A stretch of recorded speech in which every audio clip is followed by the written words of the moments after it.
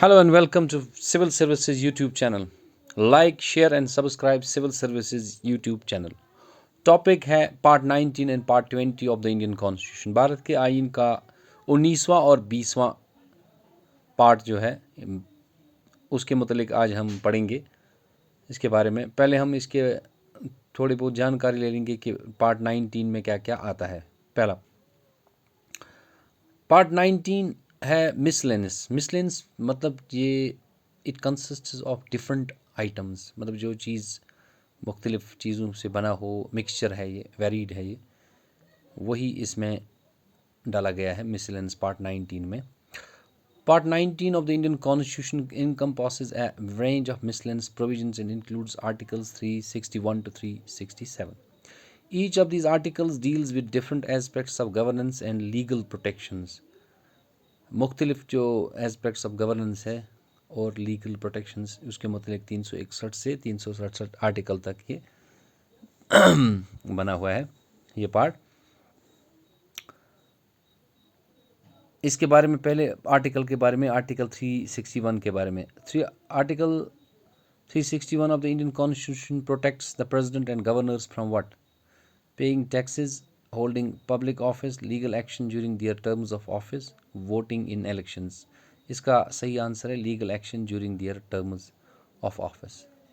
ये immunity provide करता है प्रेसिडेंट और गवर्नर को, प्रेसिडेंट ऑफ इंडिया और गवर्नर्स जो स्टेट्स के होते हैं उनको इम्यूनिटी प्रोवाइड करता है। नेक्स्ट क्वेश्चन है article 361A provides protection to what specific type of publication?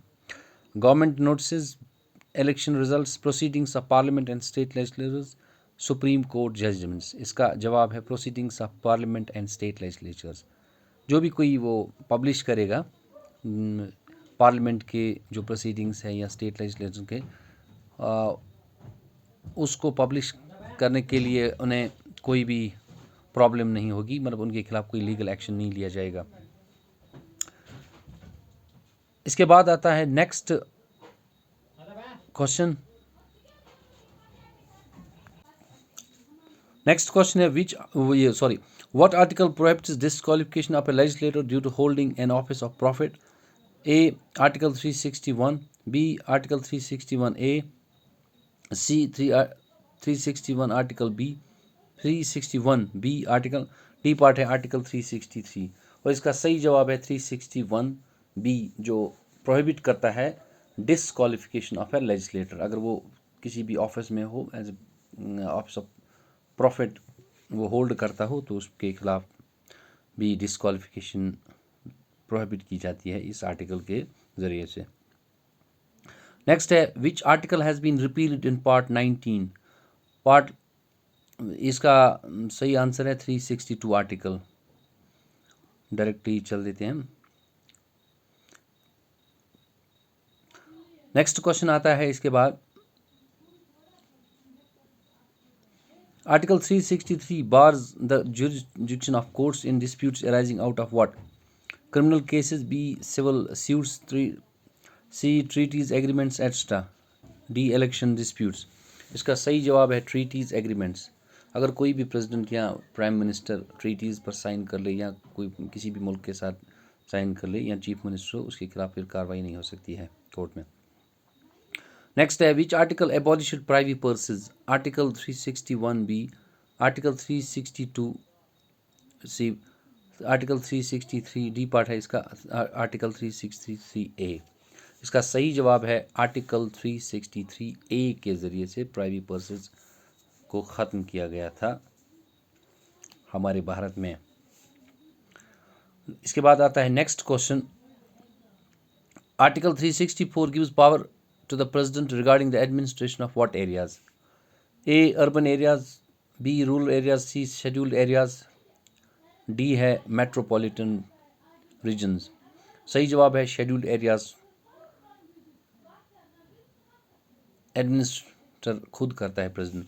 Next है what does article 365 specify? The role of the judiciary, election procedures, consequence of a state government failing to comply with union directions, rights of minorities। इसका सही जवाब है consequence of a state government failing to comply with union directions। अगर state government unions government की directions पे ना चले तो उस टाइम आर्टिकल 365 के मुताबिक उसे उस स्टेट गवर्नमेंट को डिसॉल्व किया जाता है। नेक्स्ट क्वेश्चन है which article provides guidelines for interpreting the constitution. Interpret जो कॉन्स्टिट्यूशन को करता है वो है आर्टिकल 367।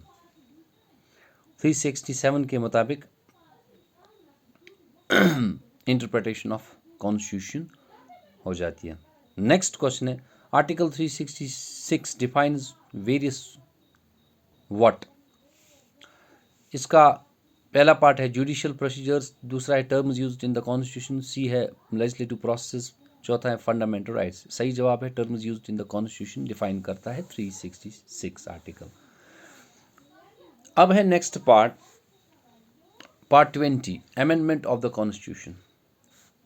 तरमीम जो की जाती है कॉन्स्टिट्यूशन में, आइन में, वो पार्ट 20 में उसका जिक्र किया गया है।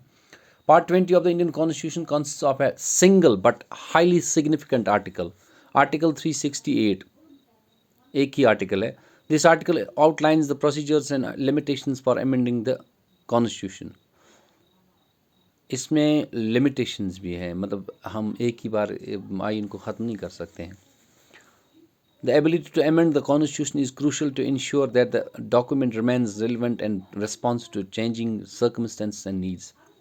ज़रूरत के मुताबिक जो भी अमेंडमेंट लानी है इस आर्टिकल में इसका जिक्र किया गया है। हो सकता है कि कभी ऐसा कानून बनाना पड़े कि जो लोगों के फ़ायदे के लिए हो, तो उस टाइम कॉन्स्टिट्यूशन में अमेंडमेंट कर सकते हैं। पहले क्वेश्चन की ओर चलते हैं। What does article 368 in part 20 of the Indian constitution deal with. A part है the executive powers of the president, the amendment of the constitution, the judicial review process, the legislative procedures in parliament. इसका सही जवाब है B part, वो है the amendment of the constitution. Next question है which of the following is required for a constitutional amendment under article 368। Constitutional amendment के लिए तरमीम करने के लिए A simple majority in parliament, 2/3 majority in each house of parliament, C unanimous consent in parliament, D है presidential approval only. इसका सही जवाब है B part, 2/3 majority in each house of parliament. दोनों हाउस में होनी चाहिए, लोकसभा और राज्यसभा में 2/3 मेजॉरिटी से बिल पास, फिर होती है अमेंडमेंट। नेक्स्ट क्वेश्चन है certain amendments require ratification by at least how many state legislatures. 1/4, 1/3, half, 3/4। अगर फेडरल स्ट्रक्चर चेंज करना हो या जीएसटी था, गुड्स एंड सर्विस टैक्स को जो 2016 में लाया गया था, उस टाइम रेटिफिकेशन ऑफ स्टेट्स ज़रूरी था। 50% स्टेट्स, 1/2 स्टेट्स ज़रूरी थी, वो इसको अप्रूव कर ले तभी जीएसटी लागू हुआ था, वरना पॉसिबल नहीं था। इसका जवाब है C part, half.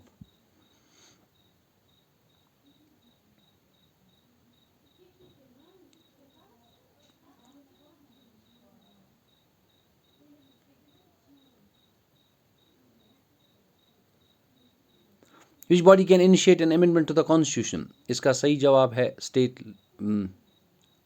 Cannot, judiciary है इसका सही जवाब, sorry.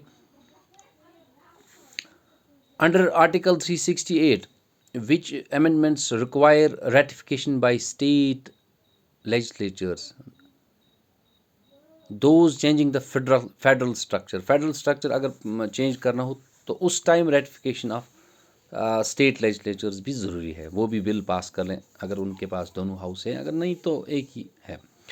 In the process of amending the constitution what is the role of the president. इसका रोल क्या है। प्रेसिडेंट हमारे भारत के आइन में सदर की क्या अहमियत है। To propose amendments, to approve the amendments passed by, to veto amendments, to consult with the supreme court. इसका सही जवाब है to approve the amendments passed by parliament. Parliament में जो बिल पास हो जाए उसका सिर्फ प्रेसिडेंट का काम है उस पर साइन करना, rest lies with the parliament. Next question है which authority has the power to amend the constitution according to article 368। Article 368 के मुताबिक किसको पावर है अमेंड करने का। पहला पार्ट है the president, the supreme court, second third है the parliament, the prime minister है चौथा। इसका सही पार्ट है part C, the parliament. Parliament के पास ये इख्तियार है कि वो कॉन्स्टिट्यूशनल अमेंडमेंट कर सकता है। नेक्स्ट क्वेश्चन है article 368 specify limitation amendments that affect which aspects of the constitution. A part legislative language provisions, judicial appointments, federal structure, fundamental rights and other essential aspects. Electoral process. 368 में ratification मतलब constitution में limitations भी हैं। Federal structure को हम एक तरफा ही change नहीं कर सकते। फंडामेंटल राइट्स जो हैं वो भी चेंज नहीं कर सकते हैं। अदर एसेंशियल एस्पेक्ट्स वो भी चेंज नहीं कर सकते हैं। इसका सही पार्ट है C part, federal structure, fundamental rights and other essential aspects.